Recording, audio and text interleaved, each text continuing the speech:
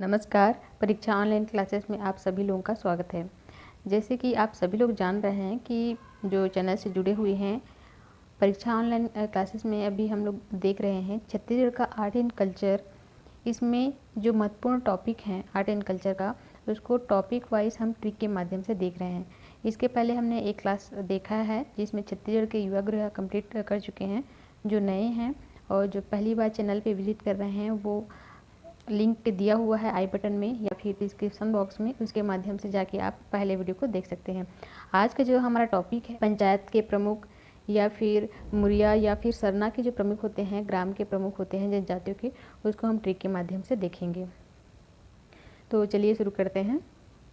पहला जनजाति है आज का हमारा, जिसमें हम उसके पंचायत प्रमुख या मुखिया को देखेंगे। इसमें है परजा जनजाति।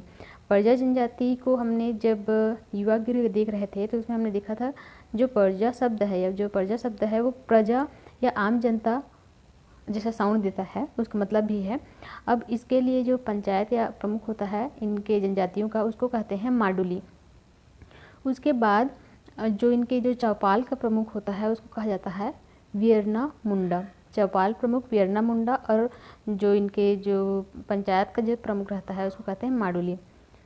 अब इसमें से हम जो माडुली है, माडुली से एक शब्द लेते हैं ली क्या। और जो वियरना मुंडा है, वियरना मुंडा में जो मुंडा शब्द है उसका जो साउंड है थोड़ा थोड़ा गुंडा जैसा आ रहा है। और ज़्यादातर होता क्या है, कहीं चौक चौराहे पे इस टाइप के जो गुंडे टाइप के लोग होते हैं, या अगर समझने के लिए है, वो वहाँ पे ज़्यादातर इकट्ठा रहते हैं, बैठे रहते हैं। तो हमारा ट्रिक ये है कि जो पंचायत है, पंचायत क्या होता है, एक ग्राम का न्याय व्यवस्था या कहने के लिए अगर देखें तो जो भी न्याय किया जाता है वो इनके हाथ में रहता है। तो ये जो गुंडे टाइप के लोग रहते हैं वो किसी के पक्ष में या कोई भी एक मुकदमा आया है तो वो उसके पक्ष में दे देते हैं जो उनको खर्चा पानी देता है। तो ये कहते क्या हैं, जिसको चाहिए, कोई व्यक्ति आता है कि भाई हमारे साथ ऐसा ऐसा घटना हो गया तो हम इस मामला को पंचायत में लाना चाहते हैं, तो ये बोलते क्या हैं जो चौपाल के प्रमुख हैं, खर्चा पानी देना पड़ेगा भाई। तो जब जो पंच रहता है, जो सरपंच रहता है या मुखिया रहता है, उसे बात कर ले रहते हैं कि भाई तू देख लेना, तभी हम इसके पक्ष में निर्णय देंगे। तो जो ट्रिक क्या है, खर्चा पानी ले ली क्या। जो चौपाल का प्रमुख होता है वियरना मुंडा, जिसको हम गुंडा से संबोधित कर रहे हैं, साउंड वैसे आ रहा है, वो बोलता है मांडुली को खर्चा पानी ले ली क्या, खर्चा पानी ले ली क्या। इसमें जो ली है क्या हो गया, मांडुली, और खर्चा पानी कौन मांगता है, जो इस तरीके की रौबदारी करते हैं।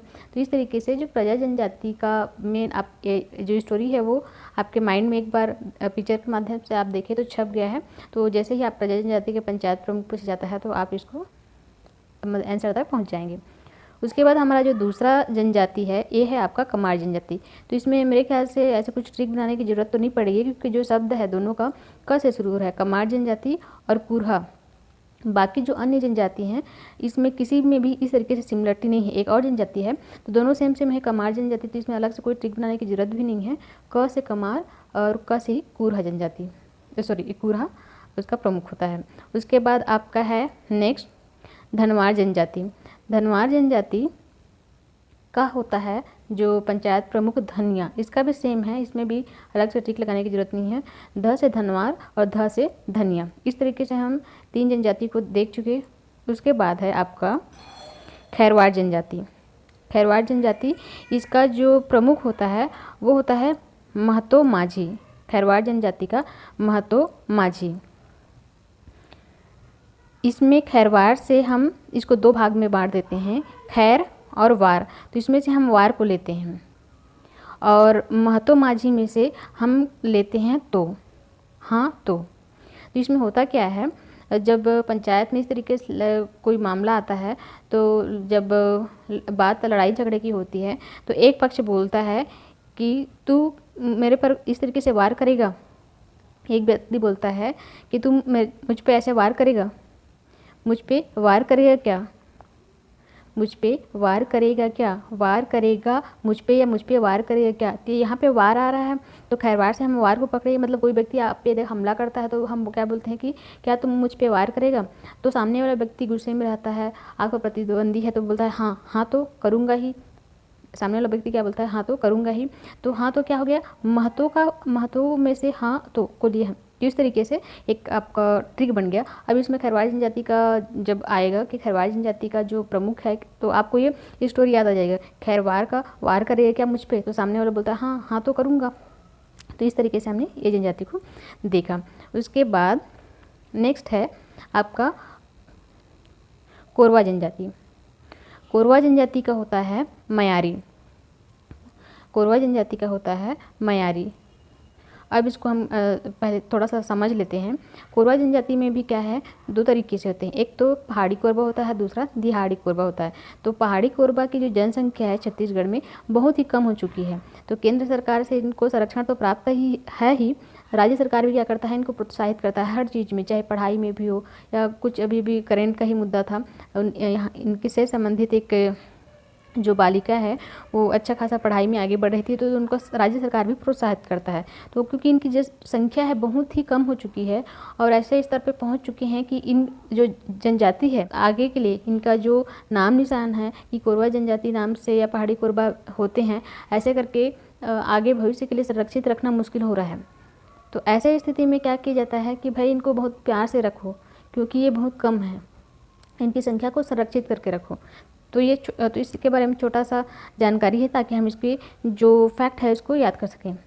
ये हमने समझ लिया कि कोरवा जनजाति, तो कोरवा जनजाति का है क्या, मयारी। मयारी से शब्द आ रहा है मया या फिर प्रेम।